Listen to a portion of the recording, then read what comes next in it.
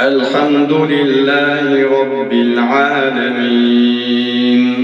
الرحمن الرحيم مالك يوم الدين إياك نعبد وإياك نستعين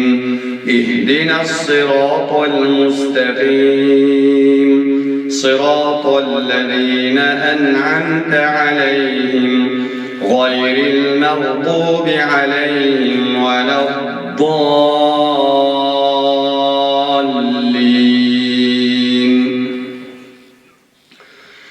لا أقسم بيوم القيامة ولا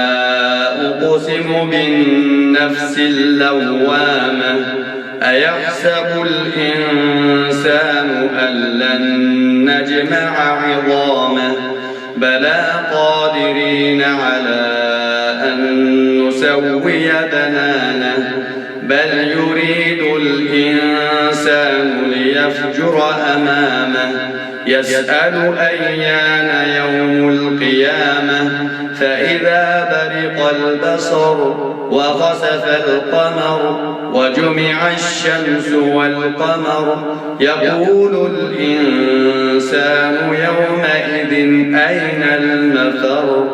كلا لا وزر إلى ربك يومئذ المستقر ينبأ الإنسان يومئذ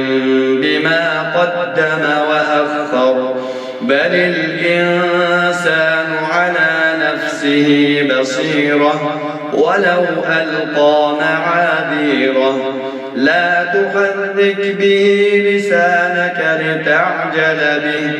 إن علينا جمعه وقرآنه فإذا قرأناه فاتبع قرآنه ثم إن علينا بيانه كلا بل تحبون العاجلة وتذرون الآخرة وجوه يومئذ ناظرة إلى ربها ناظرة ووجوه يومئذ باسرة تظن أن يفعل بها فاقرة كلا إذا بلغت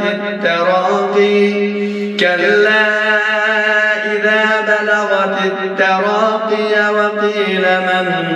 راق وظن أنه الفراق والتفت الساق بالساق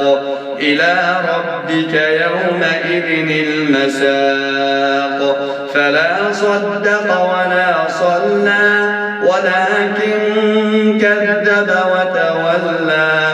ثم ذهب إلى